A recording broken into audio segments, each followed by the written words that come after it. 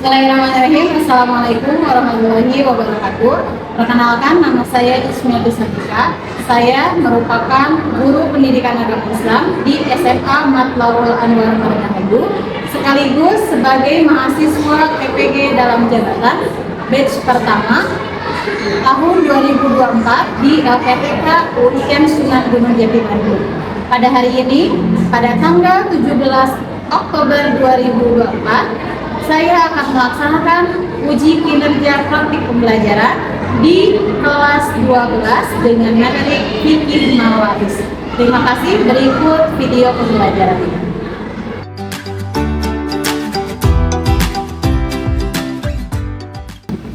Bismillahirrahmanirrahim. Assalamualaikum warahmatullahi wabarakatuh. Waalaikumsalam warahmatullahi wabarakatuh. Bagaimana kabarnya anak-anak kelas 12 IPA?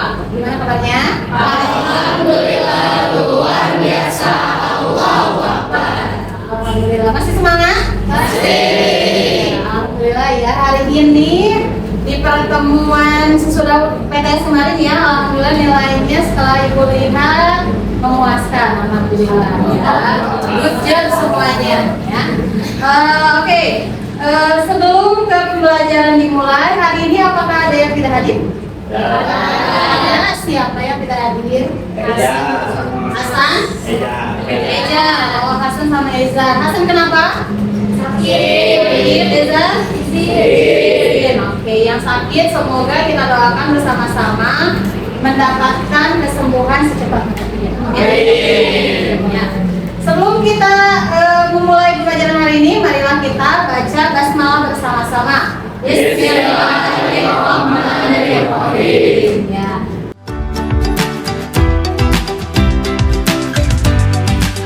Biar enggak boring, biar karena pembelajaran hari ini cukup panjang dan materinya cukup berat ya. Materinya tentang apa? Fikih mawaris itu cukup berat ya, kalau kata orang pusing banget katanya belajar fikih mawaris. Tapi kita akan belajar untuk lebih mudah ya, karena banyak hal menuju pembelajaran yang lebih mudah. Oke, sebelum kita mulai pembelajaran, kita akan melakukan games dulu nih teman-teman.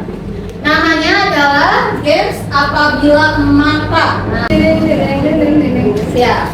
Siapakah yang keluar namanya?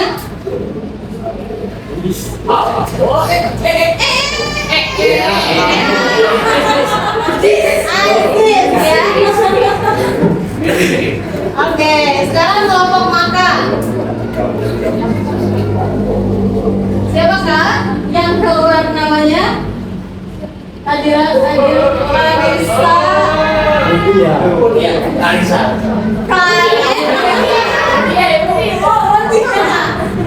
ya yang keluar. Oke, coba boleh berdiri ya. Aziz sama Mutia, siap. Gimana Aziz? Apabila Anda mendapatkan suatu musibah, Anda akan apa? maka aku akan jogging sendirian. Aduh, saya nama-nama jalan jogging sendirian katanya. Definisi menenangkan jiwa.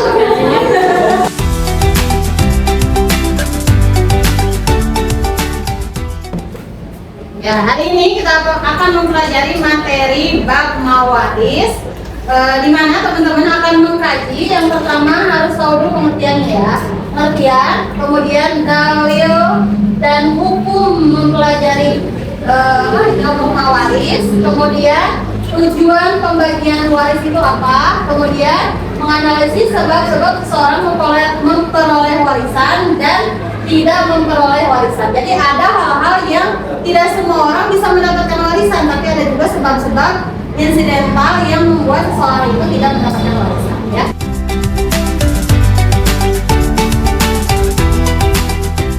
Sebelum ke sana, mari kita perhatikan video berikut ini.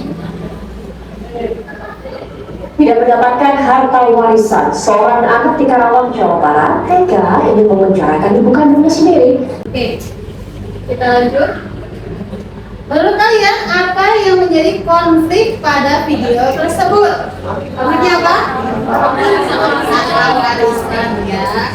Jadi harta warisan ini sangat krusial dan sangat sensitif. Kemudian mengapa masalah tersebut bisa terjadi?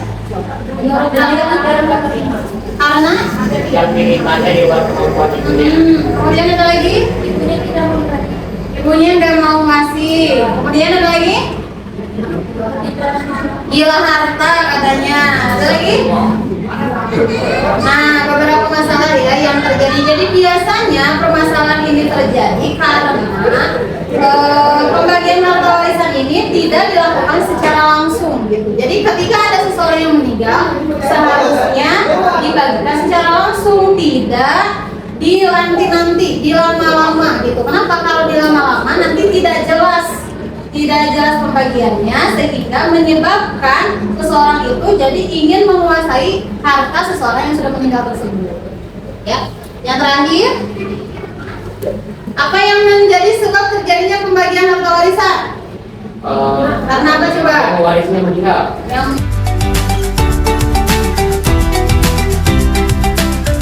Oke, kita bagi kelompok, kita diskusi dulu per kelompok. Ini ketuanya siapa tadi? Farid, yang belakang? Rizwan, yang ini? Anaya, yang sana? Lalu saya ini? Selfie. Oke, kita kocok dulu ya materinya. Sekarang materi Farid ya.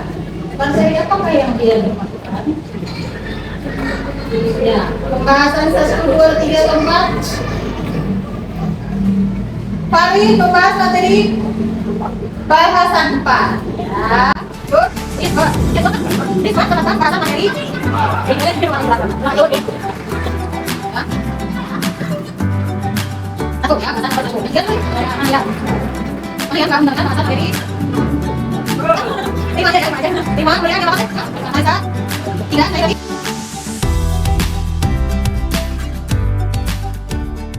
sudah jelas? Boleh silakan teman-teman berdiskusi dan dikerjakan bagian yang petunjuk pekerjaannya di sini diisi. Kemudian nanti yang halaman selanjutnya ini teman-teman silakan dicari ya kata-kata yang sesuai dengan yang ada di sini ya, di garis ini ya, atau kalau ada stabilo boleh pakai stabilo, kalau enggak di garis ini ya. Silakan untuk berdiskusi. Ya, gimana? Kalau ini nanti pembahasan kita semuanya pengertiannya, terus apa-apa aja yang ada di sini. Terus kalau yang ini, nah ini nanti ini buat kesimpulan nanti yang presentasi, nanti ditulisin hasil pembahasannya apa saja.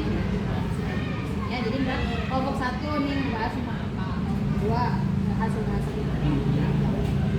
Kalau yang itu yang sebelumnya itu ini tinggal dicari yang mana kelompoknya nanti dari sini ya. Kalau buat yang presentasinya semuanya atau semuanya dibagi ya. Sip. Yuk.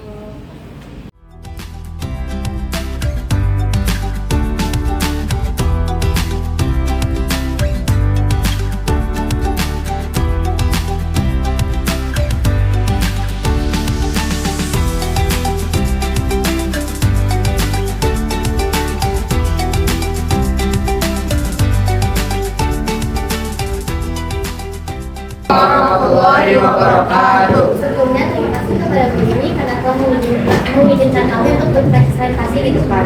Di sini kami akan mempresentasikan dalil hukum waris. Jadi hukum waris itu ada dalilnya, yaitu surah An-Nisa ayat 11 sampai 12. Ayat ini secara eksplisit menjelaskan bagian warisan bagi laki-laki dan perempuan. Misalnya, seorang anak laki-laki mendapatkan 2 kali lipat dari seorang anak perempuan. Hal ini menunjukkan keadilan dalam pembagian harta meskipun berbeda jumlah. Terus yang kedua ada hadis, seperti yang diriwayatkan oleh Ibnu Abbas bahwa Nabi Muhammad SAW bersabda mengenai pembagian harta waris. Hadis-hadis ini memberikan rincian tentang bagaimana seharusnya harta dibagi di antara ahli waris.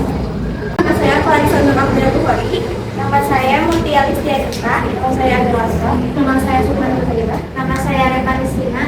Di sini kami akan membahas hasil diskusi kami mengenai materi sebab akibat seseorang dapat memperoleh harta warisan. Terdapat empat sebab yang menyebabkan seseorang dapat memperoleh harta warisan. Yang pertama adalah nasab atau kekerabatan. Yang kedua adalah perkawinan yang sah. Yang ketiga adalah memerdekakan budak. Dan yang terakhir adalah umat Islam yang akan dijelaskan oleh Bulan Hamid.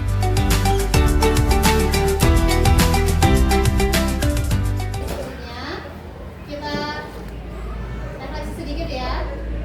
Apa sih itu ilmu waris? Nah, ilmu waris itu adalah ilmu yang mempelajari tentang pembagian harta warisan ya.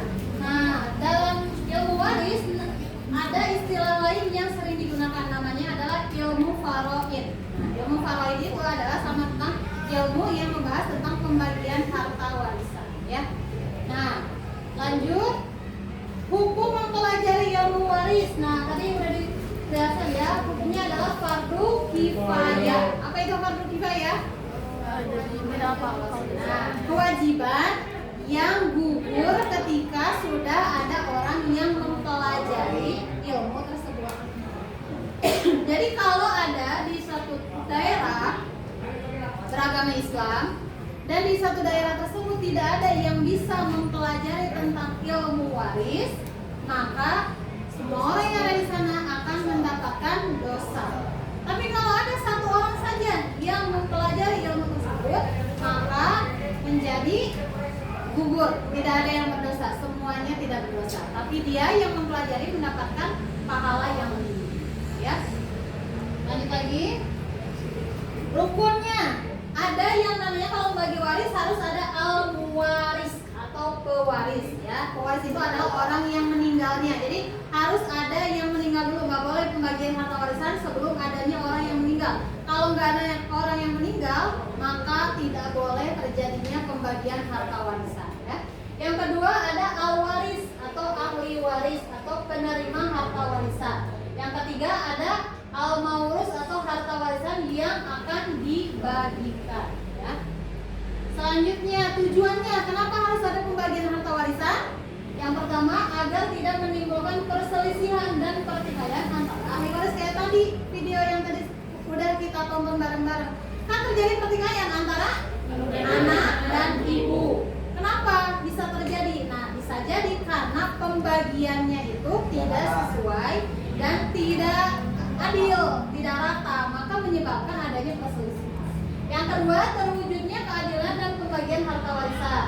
Yang ketiga, agar mendapatkan harta waris secara halal, jadi bukan sembarangan mengambil ya.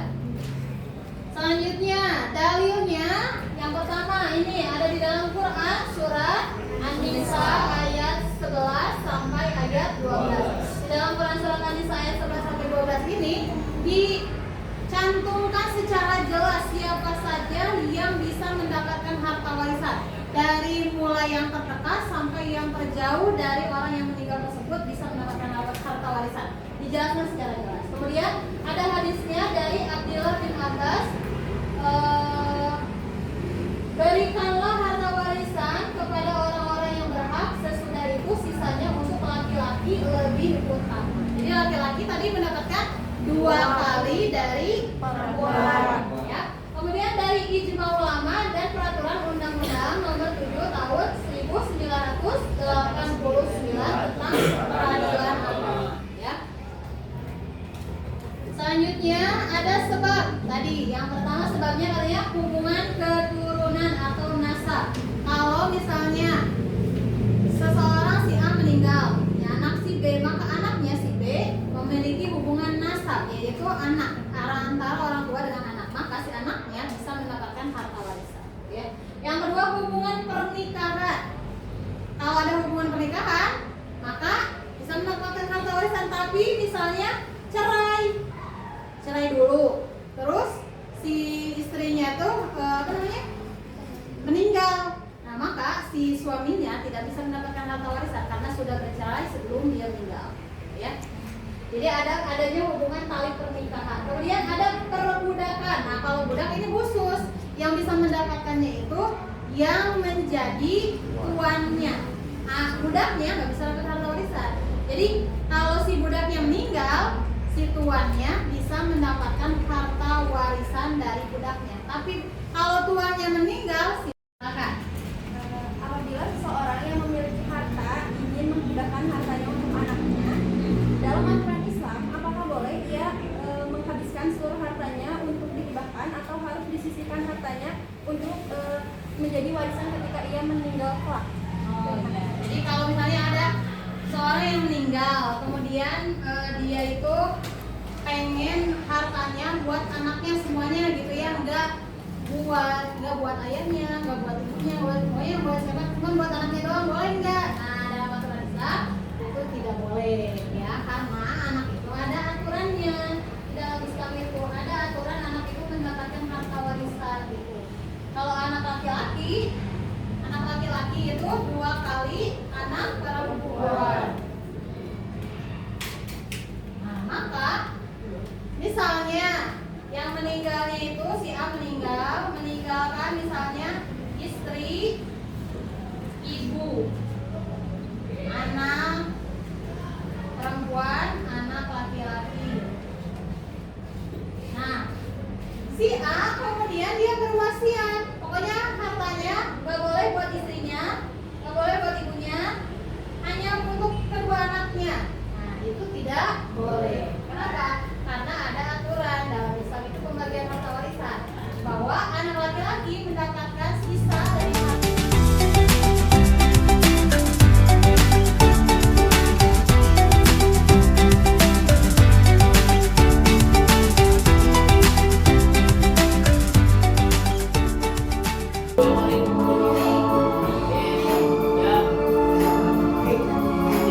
Udah semua? Oke. Kiranya siapakah pemenang dari game ini? Trio. Iya. Masih. Ya. Yang pertama ada Satrio. Lanjut dengan Selfie, kemudian Ajeng.